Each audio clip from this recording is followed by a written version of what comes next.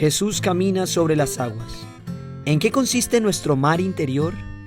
En este capítulo hablamos sobre la terrible batalla contra el miedo, nuestros abismos interiores, sobre los iluminados, Jonás y la ballena, Pablo Neruda, el Fausto y muchas cosas más. Te invitamos a que camines con nosotros el camino del Evangelio según San Marcos.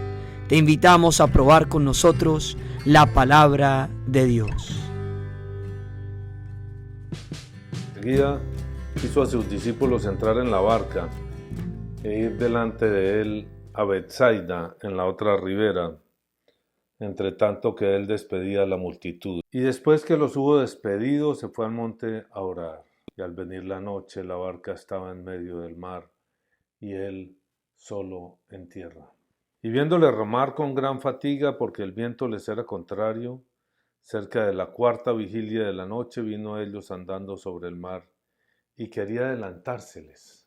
Viéndole ellos andar sobre el mar, pensaron que era un fantasma, y gritaron, porque todos le veían y se turbaron. Pero enseguida habló con ellos y les dijo, tened ánimo, yo soy, no temáis. Y subió a ellos en la barca y se calmó el viento, y ellos se asombraron de gran manera y se maravillaban, porque aún no habían entendido lo de los panes, por cuanto estaban endurecidos sus corazones. En esta versión de San Marcos, San Pedro no se baja a acompañarlo, no está esa parte, sino solo la de Jesús. Pero bueno, miremos, enseguida hizo a sus discípulos entrar en la barca e ir delante de él a Betsaida, en la otra ribera, en tanto que él despedía a la multitud. Muy bien, ahí no hay nada extraño, salvo que ellos se van sin él. Es decir, él ya sabía lo que iba a hacer, cómo pensaba encontrarlos. Después que los hubo despedido, se fue al monte a orar. La oración de Jesús siempre es un cuestionamiento profundo, ¿no? Porque Jesús, siendo Dios, tenía que ir siempre al monte a orar. ¿Por qué tenía que orar? Porque tenía que concentrarse en su relación con el Padre y con el Espíritu, que no es la oración otra cosa que eso, concentrarnos en la relación con la Trinidad. Era plenamente hombre, y al ser plenamente hombre, estaba en esta misma situación de soledad y de silencio y de oscuridad en que nosotros recorremos este mundo. Al venir la noche, la barca estaba en medio del mar y él solo en tierra. Es el mar de Galilea, ¿no? Es el mar de Galilea que más que un mar es un inmenso lago. Viéndole remar con gran fatiga porque el viento les era contrario, cerca de la cuarta vigilia de la noche, vino a ellos andando sobre el mar y quería adelantárseles. Andando sobre el mar. Sergio. Perdón, ¿cómo así que la cuarta vigilia? Debe ser, no conozco en detalle, pero debe ser una referencia a la hora. Acuérdese que las horas ellos las marcaban como hora prima, segunda, tercera. Tercera era las 9 de la mañana. Es las 9 de la mañana, la hora eh, sexta es mediodía. La tercera es las 9 de la mañana, la sexta es mediodía, la novena, la hora nona es las 3 de la tarde y la 12 es las 6 de la tarde, completa en el día. Yo creo que se refiere a eso, ¿no? Son las horas contadas a partir de la noche, las llaman vigilias. La cuarta vigilia de la noche, probablemente estamos hablando de las 7, las 8, las 9, las 10 de la noche. Probablemente estamos hablando de las 10 de la noche, lo podemos investigar un poco. Y viéndole remar con gran fatiga porque el viento les era contrario, cerca de la cuarta vigilia de la noche vino a ellos andando sobre el mar.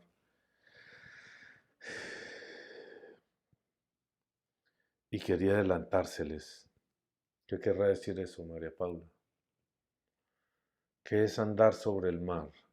No sé si es como estar por encima de esa, de toda como la marea, sí, como que él estaba por encima de todo, o algo así. En algún momento, hace bastantes años, pensando sobre este tema, lo que nos llegaba era el mar como el miedo a la realidad, tiene las siglas. El mar como el miedo a la realidad, ese subyacente de toda la existencia humana. Es decir, si lo que vivimos es realmente un sueño, Sergio, como hablábamos esta mañana, en ese sueño subyace siempre un miedo a la realidad. Y yo creo que lo que subyace al miedo a la muerte no es otra cosa que ese miedo a la realidad. El mar profundo, inmenso allá abajo, oscuro, negro, el miedo a la realidad que subyace a toda la experiencia y el caminar humano, a la vida humana, el miedo a la realidad que está todo el tiempo en el trasfondo de la existencia, el miedo a despertar, el miedo a la muerte. El miedo a la muerte es el miedo a despertar. ¿Qué encontraré cuando despierte? ¿Qué llevaré por dentro que no conozco? ¿Qué hay en el fondo de mí mismo, de este mar que soy yo? ¿Qué hay en el fondo del mar que soy yo? ¿Qué hay de culpas, de pensamientos equívocos, de cosas escondidas en este mar que soy yo? El miedo a la realidad y entendíamos eso así, el Señor camina sobre el mar. Pero curiosamente no busca llegar hasta donde están ellos. Lo que nos dice es que quería adelantarse, les quería ir más lejos de donde ellos estaban. ¿Por qué? ¿Qué querrá decir esa frase, esa palabra? Quería adelantárseles. Pues me parece muy interesante esa interpretación del mar. Yo creo que es por ahí, también me suena que es por ahí. Él caminando sobre el mar, tal vez, es que es complejo, ¿no? Y adelantárseles como para mostrarles por dónde era o algo así. Porque además estaba bien de noche. Sí, la cuarta vigilia, si es como la entendimos, estaríamos hablando de las 10 de la noche, ya está bien oscuro, ya es un momento difícil. Pues tanto que cuando él pasa, ellos alcanzan a verlo, pero piensan que es un fantasma y se arma una tremenda en esa barca. Todos le veían y se turbaron y gritaban bien asustados, bien asustados. Miedo de los fantasmas, miedo de la realidad, ese miedo que llevamos dentro todo el tiempo, ese miedo que acompaña al hombre desde que nace hasta que se muere. El miedo a la muerte fundamentalmente. El miedo a los fantasmas es el miedo a la muerte, el miedo a la oscuridad de los niños. Es el miedo a la muerte, el miedo. El miedo decimos que es el primer círculo que rodea la prisión del hombre. El primer círculo es el miedo que nos atenaza todo el tiempo.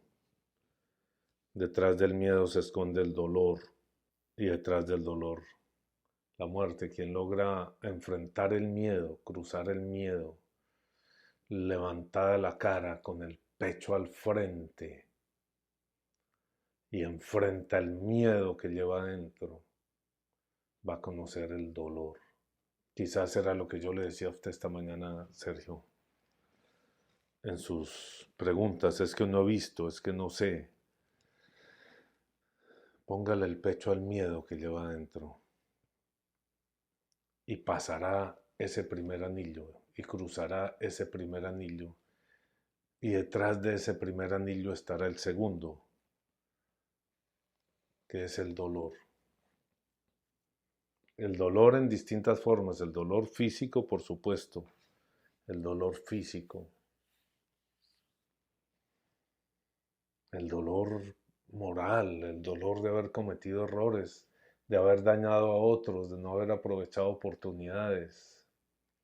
Ese dolor que es como un gusano dentro de uno y que nunca lo deja. Y que de acuerdo a lo que sabemos es uno de los elementos más complejos del infierno. Sea lo que sea el infierno, sea donde sea y como sea, es ese gusano, ese remordimiento que nunca se va. El gusano que roe el alma, Sergio.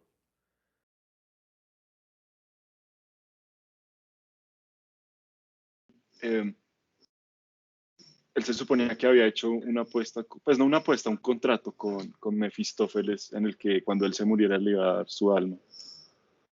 Y entonces, cuando él se muere, como en un cementerio, en el cementerio donde está la tumba de él, pero también había otros demonios ahí que estaban como esperando a ver que apareciera el alma de... Las almas eran como unos pajes los demonios les cogían a esas almas, las desplumaban y lo que quedaba al final de la desplumada era un gusano. Era un gusano. Lo que pasa es que, bueno, luego de Fausto se le puede escapar es decir, los ángeles vienen y lo rescatan a Fausto. Pero esa era la imagen, como la imagen de un gusano en el infierno. Interesante, ¿no? Interesante la visión. Al final lo que queda es el gusano.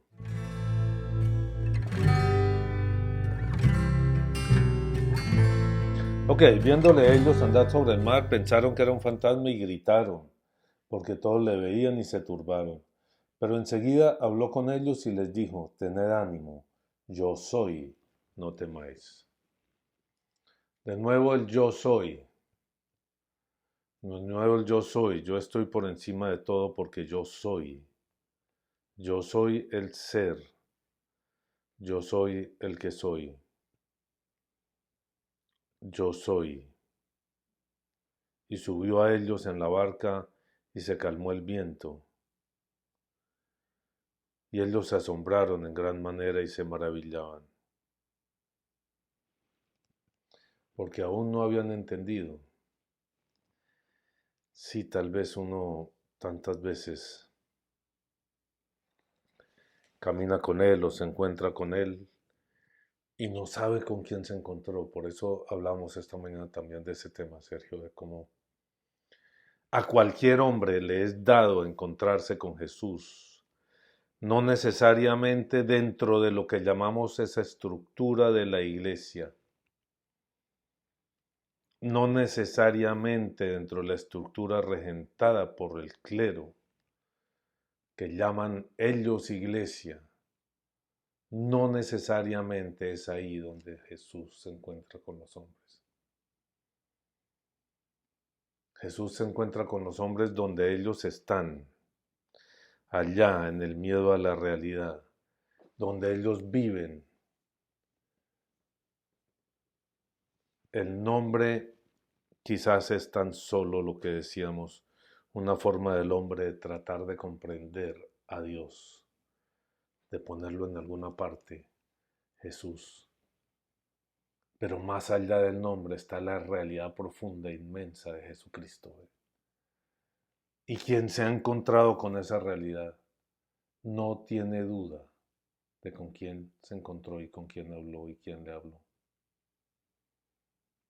Porque es que oír la palabra de Dios directamente de Él, de su boca, aunque obviamente no es boca. Implica que toda la interioridad de uno se abre a una realidad desconocida hasta ese momento. Implica que toda la interioridad de uno va a ser transformada, de alguna manera devastada, arrastrada, llevada a una nueva situación de conciencia.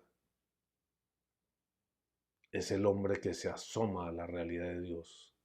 No se puede escuchar la voz de Dios sin asomarse a la realidad eterna. Ven, no se puede, no se puede. Y eso es lo que les pasa a los apóstoles y a los discípulos. No pueden andar caminando con el Señor y que sus vidas sigan como nada. Es la sorpresa, es el descubrir. Al principio tal vez esto es un profeta, esto es un Señor muy querido que viene. Pero llega un momento en que los ojos se les abren, ya no están retenidos. Llega un momento en que sus corazones se ablandan y comprenden que ese que camina con ellos es Dios mismo. Y comprenden quién es Jesús y comprenden lo que es encontrarse con Jesús.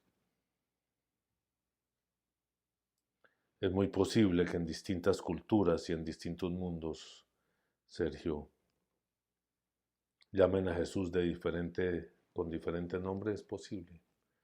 Toca mirar de qué están hablando. Mirar cómo es aquello que ellos describen.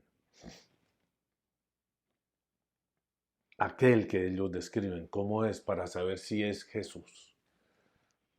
O se perdieron por el camino, o arrancaron como era y se perdieron por el camino y terminaron viendo otra cosa, otra realidad distinta. Yo sé que todo hombre tiene la posibilidad total de encontrarse con Jesús de la misma forma y manera. De la misma forma y manera que me he encontrado yo, que se ha encontrado usted, que se encuentra cualquiera de los que buscan en la iglesia. Si miramos,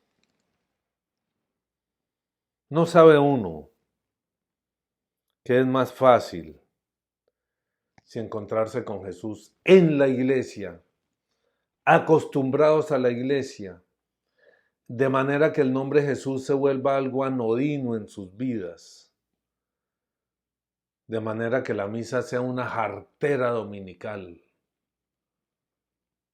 algo de lo cual huyen los muchachos y crecieron así.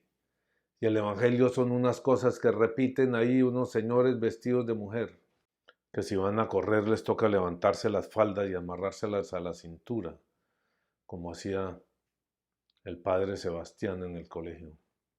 Si es más fácil para esos que crecieron así, encontrarse con el Jesús verdadero, vivo. No es solamente que Jesús esté vivo lo que vamos a encontrar, no es un señor que va por la calle, usted estaba vivo, usted está... No, es la totalidad, es la gloria. Es donde está Jesús, es como la transfiguración que se nos abre a nuestros ojos. Hoy uno va caminando por la vida, por sus miserias, por sus búsquedas, por sus luchas, por sus oscuridades. Uno va caminando por la vida y allá le llega la maravilla. Allá le llega la voz. Allá le llega ese ven y uno dice, ¿y esto quién es? ¿Y esto quién fue? ¿Quién me habló? ¿Dónde? ¿Por dónde? ¿Por dentro? ¿Por fuera? ¿Dónde me habló? ¿Dónde está ese rostro que aparece para mí y es más que un rostro y más que un recuerdo? Y es una presencia. ¿Quién es?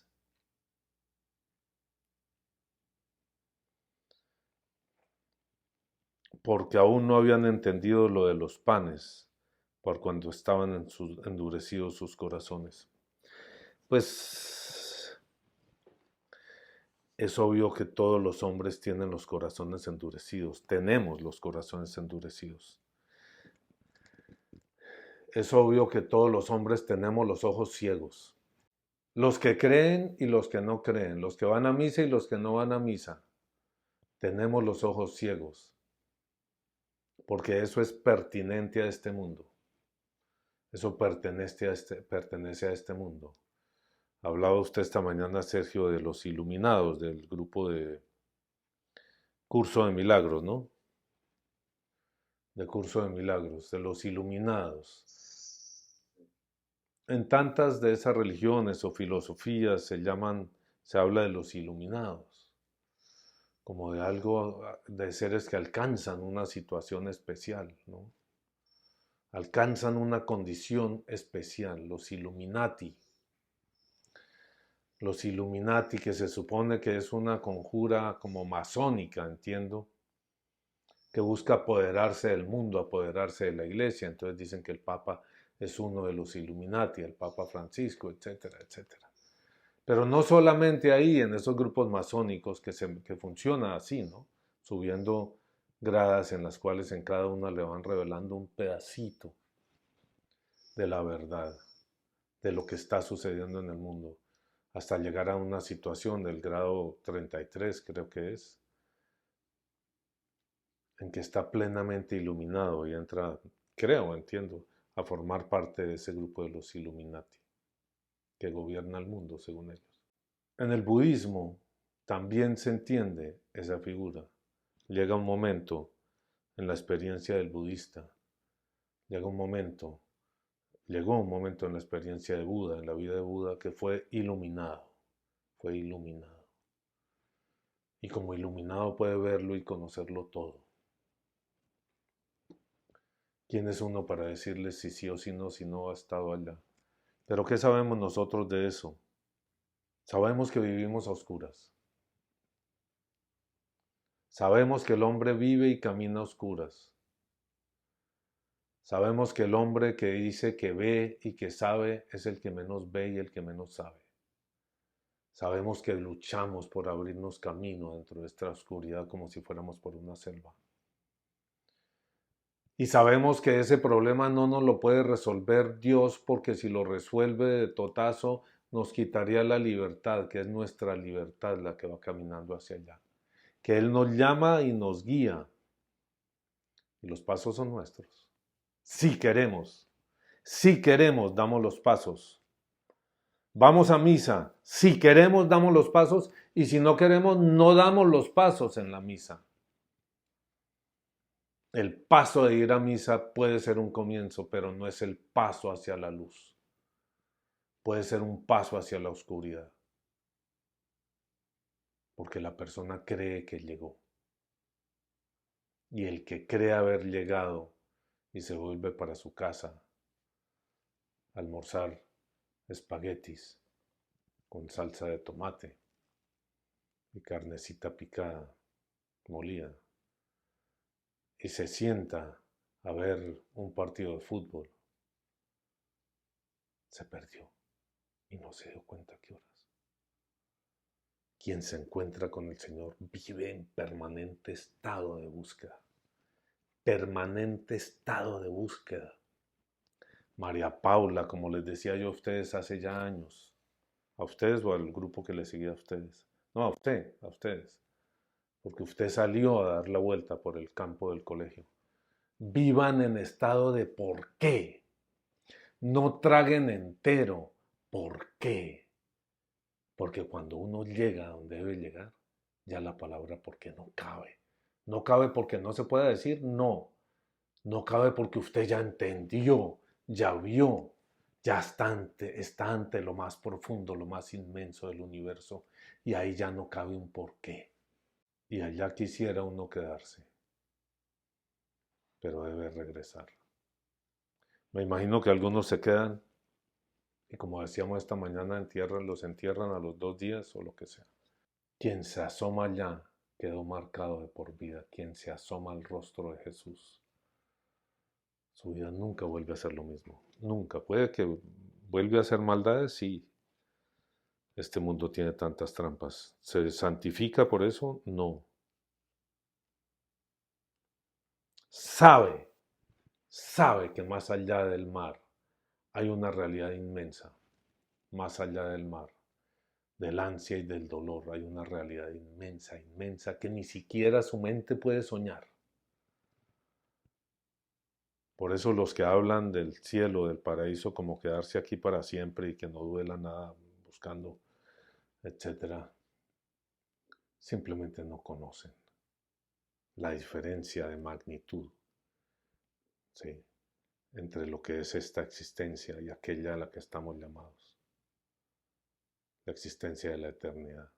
No es solo vivir para siempre, no es solo que no haya dolor, ni llanto, ni sufrimiento, es algo muchísimo más grande. En los momentos, en los instantes que uno logra asomarse, es tal la magnitud que uno queda marcado. Ya no puedo seguir caminando por la vida buscando lo que buscaba. Tengo que venir a encontrar esto. Por eso decíamos que cuando uno se asoma a esa realidad, como que tira todo, se quita la ropa, la bota, ya nada importa, ya nada me interesa.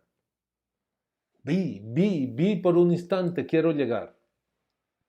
Quiero llegar. Y sí, de acuerdo, después toca volver. Y volverse a poner la ropita una por una. Y volverse a encasillar en este mundo, en este mar, en el miedo a la realidad. Y empezar a hablar. ¿Y qué pasa cuando la persona habla? ¿Qué le pasaba a Jesús cuando hablaba? Cuando el Señor habla a través de uno, hay que tener mucho cuidado. Porque la mayor parte de la gente no va a entender. María Paula, la mayor parte de la gente no va a entender la palabra de Dios por cuanto están endurecidos sus corazones, están aferrados, apegados a este mundo. Usted me está diciendo que me quite las ropas, pero si este vestido es un Givenchy o no sé qué que me costó tanta plata y si lo boto ahí, me lo voy a tirar. Y me está diciendo que bote los zapatos. Esos son Prada. Y ni hablar de lo demás, que las mujeres gastan platales en todas esas cosas de más. Uno, es una cosa ahí que quede, ¿no? Que, sí, a ustedes se les ocurre, Sergio, comprar, sí, unos boxers, los que le queden cómodos, que no aprieten, que no le aprieten la barriga si ya tiene, que no aprieten las cosas y que tengan las cosas en su sitio. Más o menos, porque toda la gravedad hace estragos.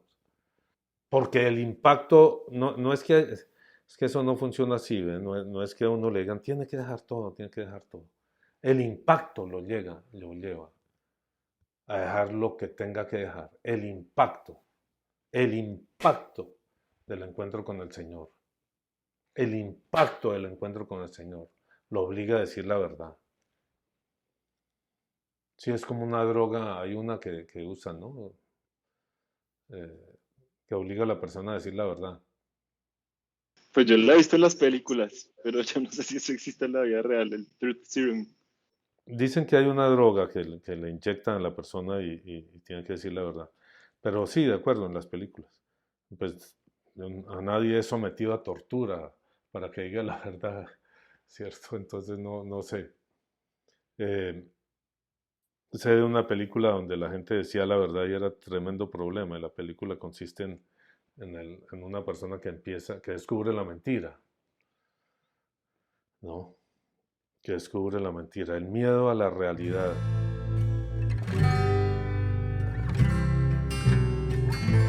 Viéndole remar con gran fatiga, porque el viento les era contrario.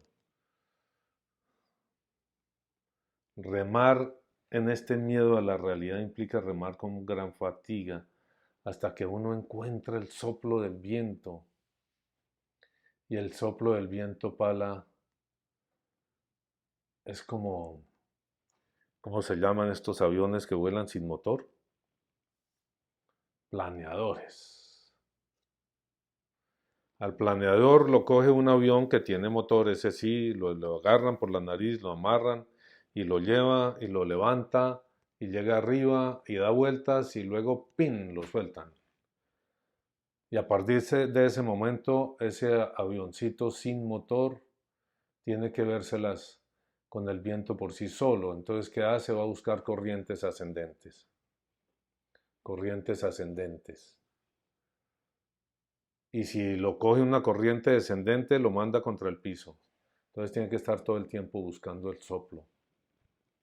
Creo que así le toca a uno, moviéndose entre el miedo. Y es el miedo lo que le impide o lo que lo hace soltarse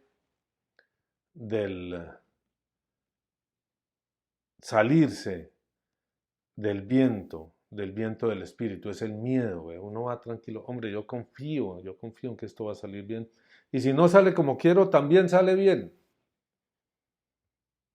Si no funciona como quiero, también sale bien. No hay problema. Porque estoy en el viento, Sergio. Sí, es que esa era la pregunta. ¿Cómo se enfrenta ese miedo? ¿Cómo se enfrenta? Ok, el miedo, ¿cómo se enfrenta? El miedo se enfrenta como hace el piloto del planeador, buscando el viento, buscando el viento. Claro, para encontrar el viento hay que cuadrar cosas sobre todo dentro de uno, no es tanto afuera, es dentro de uno. Si usted va contra la voluntad del Señor, el viento lo abandona.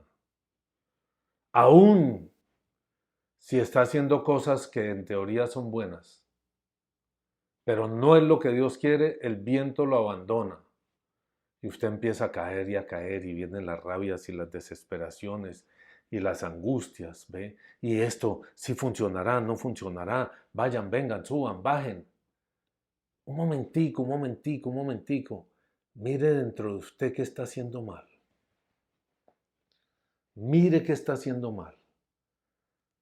A veces el Señor le dice a uno cosas que uno dice, pero Señor, qué pena, esto va contra todo lo establecido. Le cuento, esto está contra todo lo establecido. Y el Señor le respondería, hombre, ¿no cree que yo ya sabía eso? ¿No cree que yo sé que eso que le estoy pidiendo está contra lo establecido? Yo no sé, usted verá. Y entonces el viento sigue soplando. Si usted dice contra lo establecido, nada. Yo contra lo establecido, nada. Yo no. Qué pena con usted, pero no. Es como el caso de Jonás. Lo que Jonás podía ver era que Dios lo estaba mandando a meterse en un lío. Ir a Nínive a predicarles a esos por las calles. Para que después Dios los perdonara y él quedara como un tonto. Y mire todo el lío en que se metió. Ustedes conocen la historia de Jonás, no nos metamos ahí. Dentro de uno, Sergio, ¿qué estoy haciendo bien y mal dentro de mí? Para que el viento pueda soplar y yo esté en paz. Uno no está en paz descansando, acostado en una cama, ni viendo televisión. Si va a ver televisión, acuérdese, véala buscando. Si va a leer, lea buscando.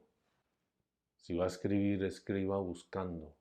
Déjese llevar por el espíritu que va soplando y a veces sopla con una claridad que queda uno abismado, como cuando escribe uno un texto y se le olvida y después regreso yo a escribirlo y empiezo a poner ideas al comienzo y cuando avanzo me doy cuenta de que ya estaban ahí. Ya me habían soplado las ideas y a mí se me había olvidado. ¿Y a dónde irá a dar ese texto? No sabe uno. No sabe uno. ¿Por qué escribir esto? No sé. Siento que el Señor está conmigo.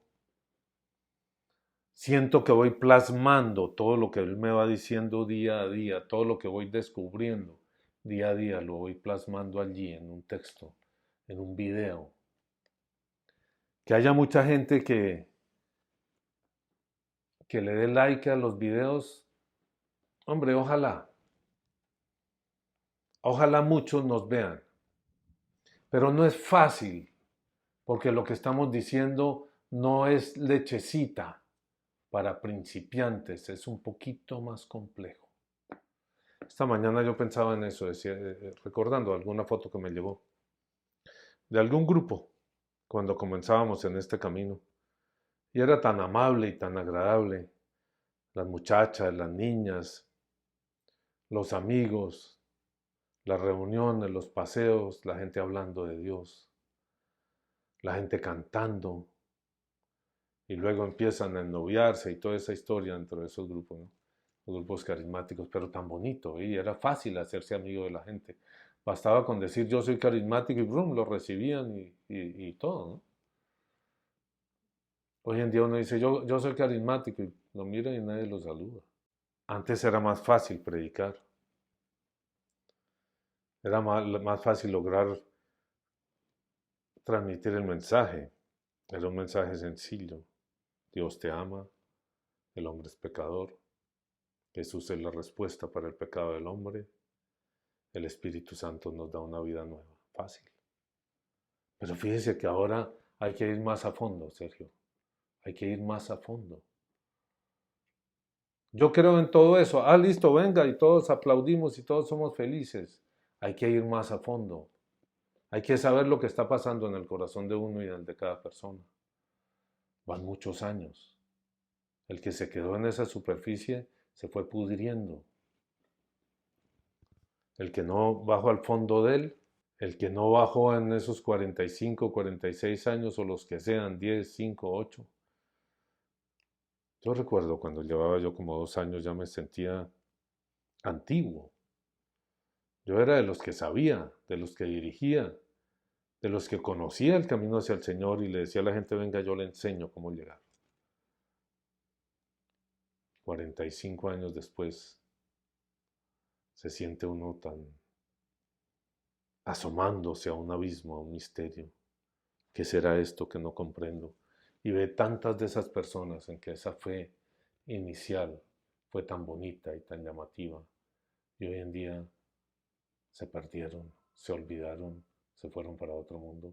Es difícil ir un poquito más a fondo. En estos canales de YouTube generalmente lo que hay son superficialidades en su gran mayoría.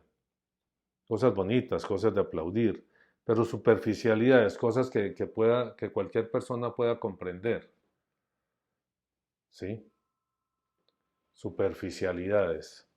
Yo creo que esa es una de las razones por las cuales estos podcasts y estos videos no son tan fáciles de comprender. Van a ir y a estrellarse contra el corazón de las personas. Se estrellan contra los fariseos, se estrellan contra los que fingen, se estrellan contra los que pretenden ser algo que no son y los desnudan. Y a nadie le gusta que lo desnuden. Y aprendemos a adelgazar las palabras, sí, como dice Pablo Neruda. Mis palabras, para que tú me oigas, mis palabras se adelgazan a veces, como las huellas de las gaviotas en las playas. Y no basta con adelgazar las palabras, no se pueden adelgazar tanto que ya no digan lo que tienen que decir, que ya no toquen del corazón de la persona y le digan, estás enfermo,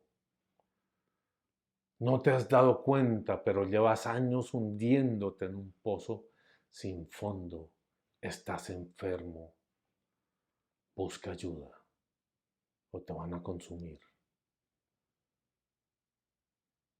Porque si no estoy mal, Sergio, lo que salva a su amigo, ¿cómo se llama? El de Mefistófeles, Fausto. Lo que salva a Fausto es que él sabe lo que está pasando. Él sabe que vienen por él. Lo tiene claro. Y el problema de él es cómo resolver este dilema. Le vendí el alma al diablo y ahora no le quiero pagar. Sí, es eso. ¿Cómo estafar al diablo? Muy difícil. Muy difícil porque el diablo es el gran estafador. Y tiene espías por todas partes que hasta oyen los pensamientos. ¿Cómo estafar al diablo? Primero le toca hacer todos unos ejercicios para que el diablo no lo pueda oír, ¿sí? Y luego a ver cómo estafa al diablo. Esa es la historia del Fausto. Cómo estafa al diablo que le vendí el alma y ahora no le voy a pagar. Y finalmente logra no pagarle, ¿no? Logra no pagarle. Lo que parece dejar al final el libro, aunque esto es interpretación mía, es que lo que lo salva finalmente a él es que él sí estaba buscando. Es que él sí estaba buscando al final a Dios. O sea, El amor. A pesar de todas esas locuras, entonces sí. Sí, a pesar de todo estaba buscando a Dios, estaba buscando la verdad, estaba buscando la realidad. Solo se condena el que le dice a Jesús, no te necesito, yo me puedo ir solo. El que dice, yo soy, no se condena porque Dios lo condene, sino porque él se condena a una inmensa mentira.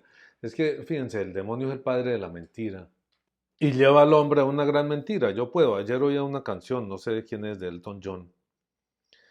Creo que es de Elton John, pero no estoy seguro. En que empieza, no creo en Jesús, no creo en Buda, no creo en, etcétera, no creo, no creo, no creo, no creo, no creo. Y al final dice, yo creo en mí. En lo único que creo es en mí. Claro, eso lleva a la persona a unos grados de distorsión y de destrucción personal inmensos en esta vida y lo más probable es que en la siguiente sigan y así, así, así, así, ¿no? Yo creo en mí, yo soy. Esa es la gran herejía. Yo no soy el ser. El ser no tiene origen en mí. Yo no puedo controlar las cosas ni la materia. Yo soy partícipe del ser. Yo soy partícipe del ser. Y necesito que el ser me enseñe, me muestre el camino. Me lo muestra, como decíamos esta mañana, Sergio, potenciándome a mí. Sí creo. Dándome conocimiento, dándome, ablandándome el corazón, dándome compasión por los demás, que es solo la compasión, solo la misericordia, tener corazón, cordis, para las miserias ajenas. Solo la misericordia le permite a uno conocer lo que hay en el otro. Cuando usted siente lo que el otro siente, siente la miseria del otro, en ese momento usted comprende lo que hay allá. Y eso es el conocimiento. ¿Ve? De resto es el miedo a la realidad, el miedo al otro, a su agresión, a su mentira, a su trampa, a su codicia. El que se acerca a un codicioso se acerca temblando porque le va a quitar los pesitos que lleva en el bolsillo. Pero cuando usted comprende lo que hay en el otro, y solo se puede comprender a partir de la misericordia, sentir el dolor ajeno, miren, estaban endurecidos sus corazones. ¿Qué quiere decir? Que no podían sentir. Ellos habían visto la multiplicación de los panes y los peces. Se pusieron a repartir 5 panes, Señor, pues esto alcanza, pues partámoslo, pues, para que alcance para 10. Y partamos los 2 pescados en pedazos para que alcance para otros 10 o algo. Y parta y parta y reparta y reparta y había para todo el mundo. Y hubo para todos, 5,000, Sergio.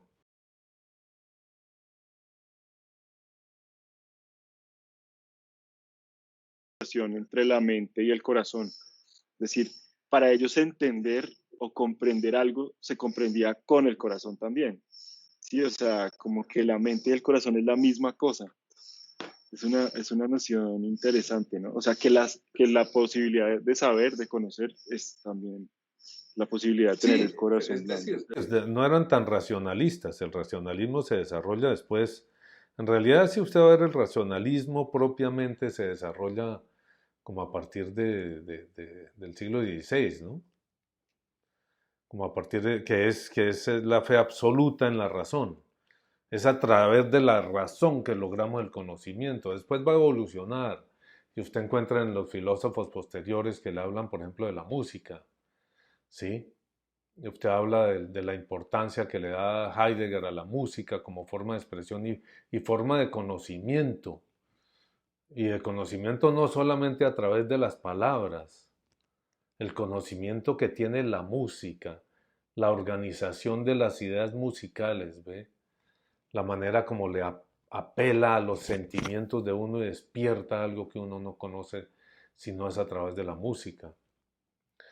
Sí, Nietzsche era pianista y fue muy amigo de Wagner y de toda la propuesta de la revolución musical de Wagner y etcétera, pero eso es como posterior y aún así si uno va a ver es muy racionalista todo eso, ¿sí?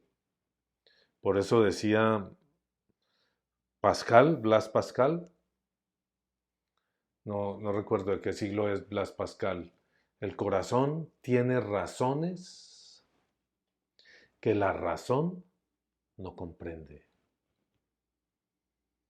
El corazón tiene razones que la razón no comprende. Y claro, a Dios solo lo comprende uno desde el corazón. Cuando uno se asoma allá, se asoma con todo, no se asoma con la razón. Hombre, usted no está entendiendo lo que sucede. Usted solo llegó y oyó esa voz, ese río, esa voz que le habla desde el río de la vida y del ser. Y no lo entiende. ¿Qué es? ¿Quién es usted? Y no lo entiende. Pero el corazón le dice, es Él, es Él, es aquel de donde yo vengo, es el que me trajo a ser, a existir. Se lo dice el corazón, el sentimiento, la piel. Es Él el que está cerca. Como ocurre, por ejemplo, cuando en esos momentos especiales, hay momentos especiales cuando va a pasar algo, ¿no? Si los han vivido, momentos cuando va a pasar algo, y el viento sopla distinto, y los árboles se mueven distinto, y las hojas se mueven distinto, y lo tocan si usted se acerca. Y todo le dice aquí va a pasar algo. Y a veces es tan intenso que usted llama a los demás y les dice, oigan, miren, asómense aquí. Y se asoman en silencio y sienten el viento y las nubes acercándose, que le dicen, aquí va a pasar algo. Y cuando pasa, no es que se caiga un árbol o que hubo un terremoto. Los animales sienten los terremotos cuando vienen.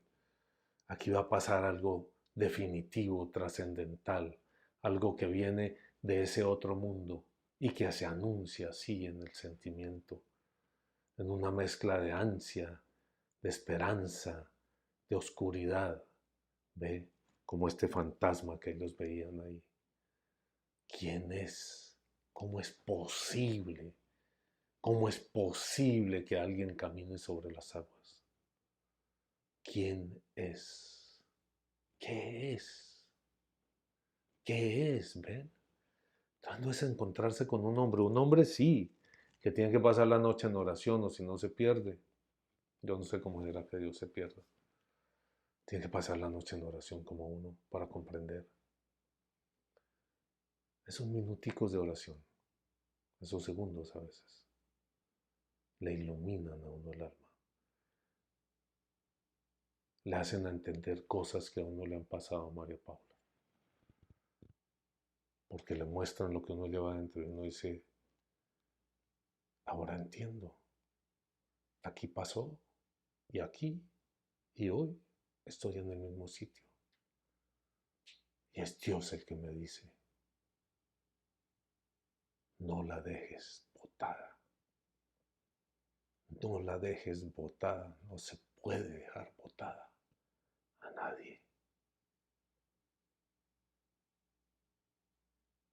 Solo tú puedes tocarla. Tócala. Solo a través tuyo lo puedo tocar. Tócala. Y uno entiende. Y claro, la vida de uno se vuelve una vida patas arriba. Como decía alguno de mis hermanos, porque es que tutis me dicen a mí, me decían cuando era niño. Entonces los hermanos le siguen diciendo, ¿por qué tiene que vivir así? Y yo le habría contestado, porque me toca. Porque yo quisiera vivir como usted. Una vida tranquila y organizada. Pero yo vivo en un combate permanente, jugándome la vida a cada paso. Jugándome la existencia. La suya, no sé si estará ganada o perdida, pero Ahí la tiene guardada en una cajita de oro. La vida guardada en una cajita de oro. Y entonces ahora vamos a Santa Marta. Y luego ahora vamos a París. Y luego voy a contar la plata que he ganado. Dios llama a unos a una cosa y a otros a otra, eso es cierto. Pero a veces Dios aparece como un fantasma caminando sobre el miedo a la realidad, sobre la vida. María Paula. Diga lo que lleva en el corazón, Pala. Así le arranque lágrimas. ¿Le digo yo por qué creo que usted llora? Yo creo que usted llora porque usted sabe que Dios la llama a una vida distinta a la de los demás. Y una parte grande de su corazón quisiera una vida como la de los demás. Las demás. Una vida tranquila, un marido, unos hijos, un bienestar. La vida que le describía. Y poder viajar a la finca y al apartamento de Santa Marta. Una vida tranquila y buena y hacer cosas buenas por los demás, sí. Y de repente Dios la mira y dice, lo que tengo para usted es distinto. ¿Está dispuesta? Y sí es una especie de camino del Calvario. Porque los hombres no quieren ver y si su vida fuera corriente no verían. No verían nada. Se mantendrían en esta esclavitud que ni siquiera ven que es esclavitud. El Fausto puede salir porque él sabe dónde está, sabe que está atrapado. Si no supiera, lo habían desplumado, había quedado el gusano que roe al hombre por dentro. Creo que usted lo dijo. Es eso, es mucho miedo. No sé si yo vaya a ser capaz, la verdad. Pues dicen que Dios no le pide a uno nada que uno no sea capaz, que siempre le pone las fuerzas, pero a veces ve uno cosas muy duras. Y claro que hay un miedo profundo al futuro, un miedo que hace que uno no le quede otra opción que confiar en el Señor. Tatiana siempre me está diciendo, me está preguntando, ¿y ahora qué va a pasar? Y entonces, ¿ahora cómo van a hacer las cosas? ¿Sí? Usted ya tiene planeado. Yo digo, pero yo no tengo nada planeado, yo no sé cómo van a hacer las cosas. ¿Acaso yo conozco el futuro? A duras penas trata uno de conocer el presente para pensar en conocer el futuro. Pero es una búsqueda de uno, ¿no? Todo el tiempo. ¿Sí? ¿Cómo van a ser las cosas ahora? ¿Cómo van a ser las cosas mañana? ¿Dónde voy a estar? Quiere uno saber que va a estar a salvo. Estamos en manos del Espíritu y de esa forma pues estamos a salvo. Pero el mañana no nos pertenece. Y es muy curioso porque el Espíritu nos revela las cosas del día. Vaya y haga esto, de este paso. ¿Usted me quiere caminar conmigo? ¿Quiere salir de esa trampa? Sí, yo quiero. Ok, entonces de este paso. Uno le dice, no, perdón, Señor, no sé. Pero me gustaría que me diera el mapa más completo. Vamos a hacer esto y entonces va a pasar esto y entonces usted responde así, así, así y mañana y pasado y deme por lo menos 2 años, ¿sí? Deme 2 años. Y no es así, haga esto porque no sabemos qué va a pasar después, seguramente el Señor lo sabe. Pero hay tantas cosas que pueden suceder, tantas formas en que le van a responder a uno, que uno va a responder, que le toca a uno paso a paso y el Señor le da ese alimento paso a paso. Solamente recordemos que era el maná, el alimento venido del cielo, que no es otra cosa que esto de lo que estamos hablando, ¿sí? El maná es esto. Cada día trae su afán. El maná era para el día. El que recogía decía, oye, yo no sé, y si mañana no hay maná, y si mañana no hay, ¿qué hacemos? Entonces recogía para 2, 3, 4 días. ¿Qué pasaba? Se dañaba, se podría. Al día siguiente estaba lleno de gusanos. No, señor, cada día le dan su maná, cada día nos da el alimento, pala. Hoy haga esto, hoy grabe este video, hoy diga esta palabra, hoy escriba esto, hoy mande esta carta. Mañana no sabemos. ¿Que lo pueden crucificar? Sí, puede ser. ¿Y me crucifican por hacer lo que Dios quiere? Puede ser también. Pero no tiene problema. Siempre y cuando uno haya hecho. Es que esa sensación, esa experiencia de hacer la voluntad de Dios es algo demasiado grande. ¿Sí? Demasiado grande. No, yo eso es lo que quiero. Yo quiero es la cercanía de Dios. Así me cueste lo que me cueste, así me cueste la vida. ¿Ven? Porque amaron tanto la vida a Dios que no temieron la muerte. No se achicaron ante la muerte. No se achicaron ante el temor. Porque valor no es no tener temor. Valor, María Paula, es vencer el temor. Es vencer el temor. Y a medida que usted avance va a ver que vencer y vencer y vencer el temor es lo que la hace fuerte y le da poder. Le da poder. Y le da vida. Y le da eternidad. Si te gustó el video, dale like, suscríbete y no se te olvide tocar la campanita para no perderte ninguno de nuestros próximos videos. ¡Chao!